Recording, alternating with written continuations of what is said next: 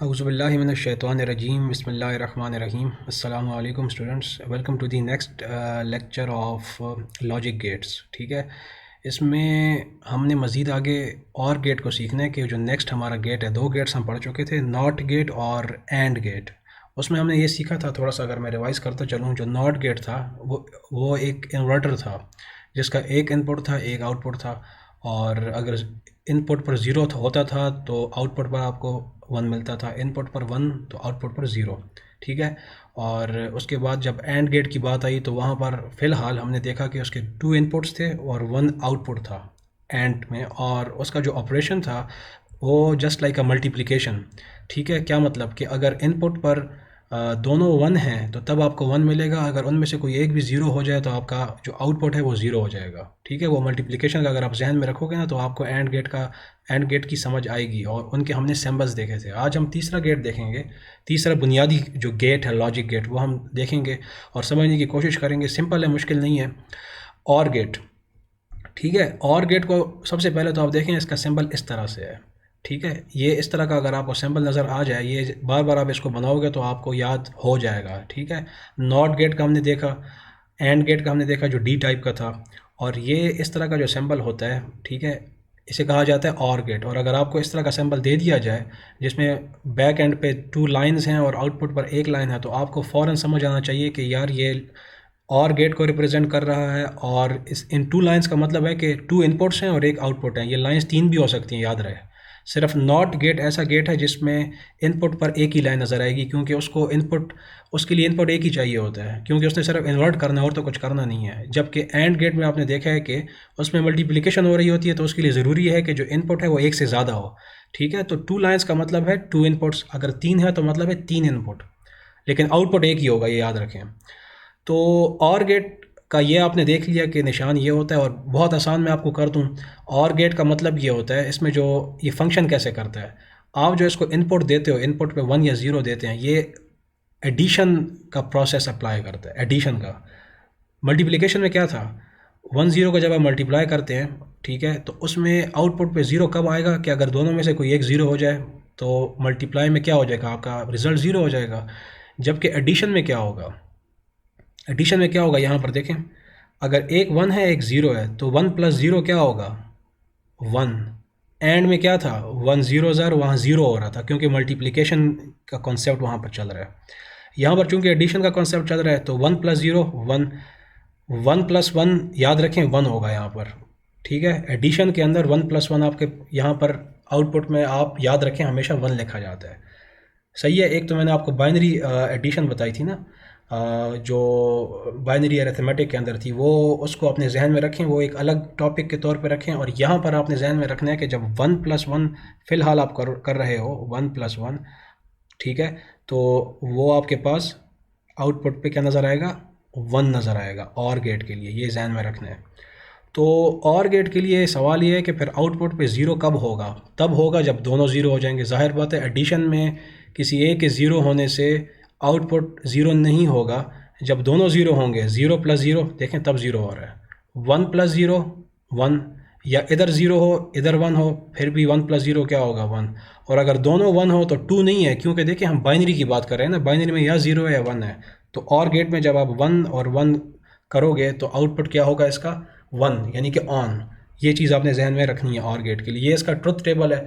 Truth table का क्या मतलब है कि दो इनपुट्स हैं, एक इनपुट हमने यहाँ लिखा एक यहाँ लिखा, इनपुट दो हैं तो या ज़ीरो हो सकता है या वन हो सकता है, ये भी या ज़ीरो हो सकता है या वन हो सकता है। ठीक है, तो चूंकि एडिशन का प्रोसेस यहाँ पर हम कंसिडर कर रहे हैं और गेट के लिए, तो zero plus zero zero, zero plus one one, one plus zero one, और वन प्लस वन वन। यानी कि यहाँ पर सिर्फ एक केस में ज़ीरो आपके पास आ रहा है कि जब दोनों इनपुट आपके क्या हो जाएं, ज़ीरो। और गेट के लिए तो आपके पास आउटपुट पे ज़ीरो आएगा या ऑफ आएगा, ठीक है, या फॉल्स आएगा। ये तीनों वर्ड्स आपने जहन में रखने हैं, ये आगे चलकर इंटरचेंजेबली इस्तेमाल किए जा रहे होंगे। Zero one, off on, false true. ठीक है, तो ये आपके जहन में हो। इसके बाद जो चौथा गेट है उसे कहा जाता है एक्स और गेट। बहुत ज़्यादा इंपॉर्टेंट गेट है लॉजिक गेट, और इसका ऑपरेशन भी आपको समझ में आपके लिए आना ज़रूरी है।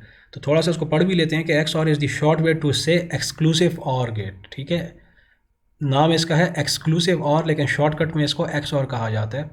और like or X or also only needs one input, sorry यहाँ पर टू इनपुट्स हैं, to be sorry one input to be on for it to spit out on. अच्छा ये क्या मतलब है इस जुमले का, ये मैं आपको अगली स्लाइड पर चल के बताता हूँ कि like or X or also only needs one input to be on for it to spit out on, इसका क्या मतलब है ये मैं अगले स्लाइड पे चल के आपको बताता हूँ, ठीक है। But unlike or when both inputs are on X or spits out of, ठीक है, इसका क्या मतलब है ये भी आगे चल के मैं आपको बताता हूँ। ये इस पर अंग्रेज़ी वाली जुमलों पर इतना फोकस मत करें, अभी जब टेबल आपके सामने आएगा मैं आपको शॉर्टकट बता देता हूँ जिसके ज़रिए से आपको चीज़ समझ में आ जाएगी। और ये जो चौथा पॉइंट है ये भी मैं आपको अगले टेबल में चल के बता देता हूँ, शॉर्टकट बताता हूँ कि इसको याद करने का तरीका क्या है। जिस तरह नॉट गेट का मैंने आपको बताया, और का बताया, एंड का बताया, तो एक्स और गेट के लिए सबसे पहली चीज़ ज़रूरी ये है कि आप देखें कि सिंबल क्या है, सिंबल, ठीक है। देखें ये और है, साथ क्या लग गया है, एक्स। तो अगर आप गौर से देखें ये पूरे का पूरे जो इसकी शक्ल है ये एक्स सॉरी और गेट की तरह है, सिर्फ यहाँ पर एक ये छोटा सा एक आप कह लें राउंड शेप इसके पीछे लग गया है। तो अगर इस तरह का सिंबल आपके सामने आ जाता है तो आप कहेंगे ये और तो है, लेकिन चूंकि यहाँ पर एक एडिशनल सिंबल लग चुका है तो आप कहेंगे एक्स और है, और जिसके टू इनपुट्स हैं इस वक्त और एक आउटपुट है, ठीक है। अब ट्रुथ टेबल हमने देखा एंड गेट का और गेट का, ठीक है। नॉट गेट का तो सिंपल है ना कि अगर इनपुट में 0 है तो आउटपुट में 1 होगा, इनपुट में 1 है तो आउटपुट में 0 हो जाएगा। एंड का हमने देख लिया, मल्टीप्लिकेशन आपके जहन में होनी चाहिए, और के लिए एडिशन आपके जहन में होनी चाहिए। एक्स और का मैं आपको समझाता हूँ क्या है, इधर मैं फ़िलहाल आपको नहीं समझाता, मैं आपको यहाँ चल के समझाता हूँ। इसके लिए आपने याद सिर्फ ये रखना है कि अगर आपसे पूछ लिया जाए कि एक्स और गेट में आउटपुट पे 1 कब होगा, आउटपुट पे यानी कि दो इनपुट है ना, दो इनपुट हैं, तो आउटपुट पे 1 कब होगा, तो याद रखें आउटपुट पे 1 आपका तब होगा, आउटपुट पे आपका 1 तब होगा जब एक इनपुट 1 होगा और एक 0 होगा, जब एक इनपुट 1 होगा और एक 0 होगा। या इसको अगर आप इस तरीके से समझ लें, अगर मैं आपसे कहूँ कि एक्स और गेट के लिए आउटपुट पे 0 कब होगा, ये ज़्यादा आसान है अगर अपने पास आप लिखना चाहें, ठीक है। ये जो लास्ट स्लाइड में जो इंग्लिश की स्टेटमेंट्स थी ना, ये उसका खुलासा जो मैं आपको बता रहा हूँ। एक्स और गेट के लिए आउटपुट पे 0 तब होगा जब दोनों इनपुट्स सेम होंगे, ये याद रखें, और जब दोनों इनपुट्स डिफरेंट होंगे तो आउटपुट 1 हो जाएगा। अब ज़रा देखते हैं, इनपुट 1 इनपुट 2 या 0 हो सकता है या 1 हो सकता है, या 0 हो सकता है या 1 हो सकता है। तो मैंने आपसे कहा कि अगर इनपुट सेम है एक्स और गेट के लिए तो आउटपुट 0 हो जाएगा। तो ज़रा देखें, ये 0 है और ये 0 है, ये दोनों क्या हो रहे हैं, ये सेम है ना, तो आउटपुट 0 हो जाएगा। अब ये 0 है, ये 1 है, इनपुट डिफरेंट हो गए हैं तो आउटपुट क्या हो गया आपका 1। ये 1 है, ये 0 है, इनपुट डिफरेंट है तो आउटपुट क्या हो गया आपका 1। ये 1 है और ये 1 है, अब इनपुट फिर सेम हो गया तो आउटपुट क्या होगा 0। तो बहुत आसान हो गया, आप सिर्फ इतना अपने पास लिख लो कि अगर जो इनपुट हैं वो सेम है, ठीक है, ये टू इनपुट एक्स और लॉजिक गेट की बात कर रहा हूँ, अगर इनपुट सेम है एक्स और गेट के लिए तो आउटपुट 0 होगा, और अगर इनपुट्स आपके डिफरेंट हैं, ठीक है, तो आउटपुट आपका 1 हो जाएगा। This is X or gate, this is the truth table of X or gate, ठीक है। बाकी जो लास्ट स्लाइड में ये जो जितनी इंग्लिश लिखी हुई है ना, इस पे ज़्यादा जाने की ज़रूरत नहीं है। अब अगर आप इसको ज़रा पढ़ेंगे ना, ठीक है, ये आप लोगों के लिए थोड़ा सा एक रीडिंग है, अगर आप पढ़ना चाहें तो पढ़ सकते हैं। ये जो मैंने आपको स्टेटमेंट्स बोली हैं, ठीक है, इसकी बेस पर ये चीज़ लिखी गई है। अगर ये मेरी स्टेटमेंट्स आप सुनकर लिख लो अपने पास, ठीक है, उर्दू में या जिस लैंग्वेज में भी आप लिखते हैं, तो आपको चीज़ भूलेगी नहीं। तो 4 गेट्स मैंने आपको बता दिए, नॉट गेट, एंड गेट, और गेट और एक्स और गेट। अब इनकी स्टैकिंग भी की जाती है। स्टैकिंग का मतलब ये होता है कि आप एक से ज़्यादा गेट्स को आपस में मिलाकर उसको डायग्राम की सूरत में बना देते हैं, ठीक है, ट्री लाइक स्ट्रक्चर। अगर आप थोड़ा सा आपकी यहाँ पर प्रैक्टिस अब मैं स्टार्ट करवाता हूँ, आपके सामने इस तरह का एक डायग्राम आ गया, एक लॉजिकली डायग्राम आ गया, तो अब आप कम से कम इसको देख के इतना तो समझ सकते हैं कि हाँ भाई ये गेट्स हैं, लॉजिक गेट्स हैं। ये तो पता है ना लॉजिक गेट्स हैं, चलें हमें ये नहीं पता कि कौन से हैं, लेकिन इतना पता चल गया कि लॉजिक गेट्स हैं। दूसरा सवाल अब आता है कि कौन कौन से हैं, कौन कौन से हैं। तो यहाँ पर देखें ये कौन सा गेट है, दिस इज़ नॉट गेट। और ये कौन से हैं भाई, ये और ये, दीज आर और गेट्स, ठीक है। तो पहला काम तो आपको पता होना चाहिए कि आपको ये पता चले कि गेट्स हैं, और दूसरा ये कि कौन से गेट्स हैं, ठीक है। ये बैक एंड पे 1 1 0 1 आ रहे हैं, इसको फिलहाल छोड़ दें, आगे चल के हम मज़ीद प्रैक्टिस करेंगे। तो जस्ट फॉर द एग्ज़ाम्पल यहाँ पर देखें, दो गेट्स अगर आपने ये देखें, ये दोनों कौन से गेट्स हैं आपके?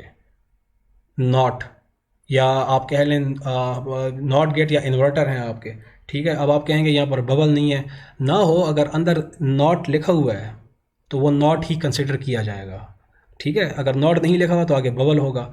तो यहाँ पर देखें, टू नॉट गेट्स हैं जो आपस में कनेक्ट हैं, यानी कि जो पहला नॉट गेट है उसका आउटपुट, मेरी बात को गौर से सुनना है, पहला नॉट गेट है उसका आउटपुट दूसरे नॉट गेट का इनपुट बन रहा है, ठीक है।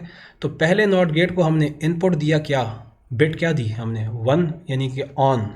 तो उसने क्या किया, बीइंग अ इन्वर्टर, उसको इन्वर्ट कर दिया। तो पहले नॉट गेट का जो आउटपुट बना वो क्या बना? 0। अब पहले नॉट गेट का जो आउटपुट था 0, वो आगे जा रहा है एज एन इनपुट किसके लिए? दूसरे नॉट गेट के लिए। तो वो नॉट गेट उस 0 को अगेन क्या कर देगा? 1। तो कंप्यूटर के अंदर इसी तरह से ये आपस में कनेक्ट होते हैं। बात समझ में आती है ना? तो ये अपने जहन में आप रखें। इसी तरह एग्जांपल नंबर 2 है, ये थोड़ी सी ईजी एग्जांपल्स हैं ताकि आपके थोड़े से कॉन्सेप्ट्स क्लियर हों। यहाँ पर अब चलें तो आसानी के लिए लिख दिया, ये नॉट गेट है और इसका आउटपुट आगे जाके इनपुट बन रहा है किसका? एंड गेट का। ये देखें ना, ये सिंबल जो डी टाइप है, याद है? And gate.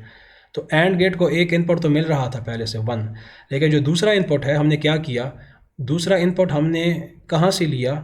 जो नॉट गेट था उसका जो भी आउटपुट था वो हमने एंड गेट का दूसरा इनपुट बना दिया। इस तरह की डायग्राम्स आते हैं, याद रखें। तो एक तो आपके पास 1 है, ठीक है, और दूसरा जो इनपुट है वो क्या हुआ कि नॉट गेट को आपने 1 दिया, उसने उसको इन्वर्ट किया, और जो 0 है ये जाकर आपका इनपुट बन रहा है एंड गेट के लिए। एंड गेट क्या करेगा? 1 और 0 को आपस में क्या करेगा? मल्टीप्लाई करेगा।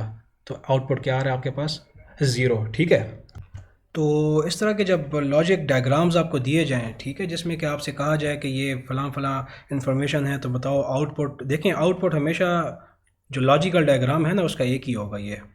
तो ये स्किल्स आपको आनी चाहिए, तभी ये एग्जांपल्स थोड़ी सी आपको दिखाई जा रही हैं ताकि आपको पता चले कि बेसिक वर्किंग कैसे होती है, ठीक है। ज़ाहिर बात है, आपको ये तो नहीं कहा जाएगा ना कि कंप्यूटर बना के दिखाओ, लेकिन कंप्यूटर के अंदर या डिजिटल डिवाइस के अंदर जो काम आपका हो रहा होता है वो आपको पता होना चाहिए। बिट्स की सूरत में होता है। अब क्वेश्चन है बिट्स की सूरत में कैसे होते हैं? इंट्रोडक्शन टू कंप्यूटिंग में आप सारे पढ़ चुके हैं कि कंप्यूटर्स 1-0 की ज़ुबान समझते हैं, यानी कि ऑन ऑफ की। डिजिटल लॉजिक डिज़ाइन के अंदर आप ये समझ रहे हैं कि कैसे करता है वो, यूजिंग लॉजिक गेट्स, ठीक है। और इसमें फिर मुख्तलिफ आगे टॉपिक्स आते हैं, लेकिन वो टॉपिक्स आप तब तक नहीं समझ सकते जब तक कि आप इन चीज़ों को ना सीख लें। इसी के साथ आपके पास एग्जांपल नंबर 3 है, और यहाँ पर बुनियादी तौर पे आपको एक एंड गेट दिखाया गया है, एक और गेट है, ठीक है, और एक आपके पास एक्स और है। अब यहाँ पर आप देख रहे होंगे एक्स और वैसे तो नहीं है।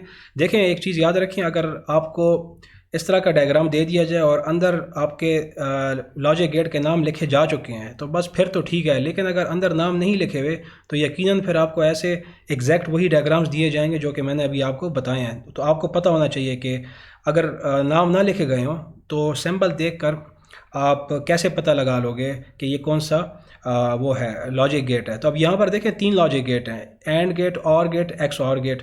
एंड गेट के 2 इनपुट है 1-1, और को फिलहाल जा रहा है 1-0, और चूंकि एंड है तो मल्टीप्लाई जहन मिलाएं, 1 1 ज़र 1, तो इसके आउटपुट में क्या आ जाएगा? 1। और है एडिशन जहन में लाओ, 1 + 0 1, तो इसका आउटपुट क्या होगा? हो जाएगा 1। अब एंड गेट और गेट के दोनों के जो आउटपुट्स हैं वो दोनों आउटपुट्स एज एन इनपुट कहाँ जा रहे हैं? एक्स और गेट के लिए। तो ये चीज़ आपको समझना ज़रूरी है कि एक गेट का इनपुट, एक गेट का आउटपुट दूसरे का इनपुट बनता है, ठीक है, और फिर उसी तरीके से ये चीज़ चलती है आगे। अब एक्स और के लिए 2 इनपुट हैं, एक 1 और एक 1। तो मैंने अभी आपको बताया कि एक्स और के लिए आप ये याद रखो कि अगर तो दोनों बिट्स इनपुट पर सेम है तो आउटपुट 0 होगा, और अगर दोनों डिफरेंट हैं तो आउटपुट पर 1 होगा। इस वक्त एक्स और के इनपुट पर दोनों आपको क्या नज़र आ रहे हैं? सेम बिट्स नज़र आ रही हैं, तो आप आगे क्या लगा लोगे? 0। तो इसे सारा बुलियन लॉजिक कहते हैं, ठीक है। इस पे मज़ीद हम आगे एग्जांपल्स देखेंगे, और यहाँ पर आप देख सकते हैं कि असल में ये ऐसे दिखते हैं, ठीक है। Logic gates actually look like weird bugs in real life, ठीक है। वही आपको बता रहा है कि अगर कंप्यूटर को खोल कर आप देखो, या कहीं पर आप इलेक्ट्रॉनिक्स की शॉप पे चले जाओ, उन्हें कहें कि हमें ट्रांजिस्टर्स दो, इस तरह की चीज़ें आप दो, तो ये हकीकत में ये ऐसे होते हैं, ठीक है। लेकिन जाहिर बात है हमने डायग्रामेटिकली जब रिप्रेजेंट करना होता है तो उसके लिए वो सिंबल्स यूज़ किए जाते हैं जो कि मैंने आपको इस वक्त दिखाए हैं, और ताकि आसानी हो, ठीक है। अब ये सिंबल्स तो हम नहीं बना सकते ना, उसमें बहुत वक्त लगेगा। तो आज के लेक्चर में हमने मज़ीद गेट्स देखे। हम कितने तकरीबन जो है एग्जैक्टली 4 गेट्स पढ़ चुके हैं लॉजिक गेट। एक आपका नॉट गेट है, एक एंड गेट है, ठीक है, एक और है और एक एक्स और है। ये बहुत इंपॉर्टेंट है। बाकी जो गेट्स हैं वो इन्हीं की कॉम्बिनेशंस हैं, वो हम मज़ीद आगे देखेंगे, उनकी एग्जांपल्स देखेंगे और इंशाल्लाह फिर मज़ीद चीज़ों को समझने की कोशिश करेंगे। आप सबसे यही रिक्वेस्ट है कि आप इन कॉन्सेप्ट्स को बार बार रिपीट करें। जो पॉइंट्स मैं बोलता हूँ स्लाइड्स में नहीं होते वो आप लिख लिया करो, ठीक है। ये उनके लिए जो कि सीखना चाहते हैं चीज़ों को। तो नेक्स्ट लेक्चर तक के लिए इन चीज़ों को रिवाइज़ कीजिएगा। तो तब तक के लिए अल्लाह हाफ़िज़।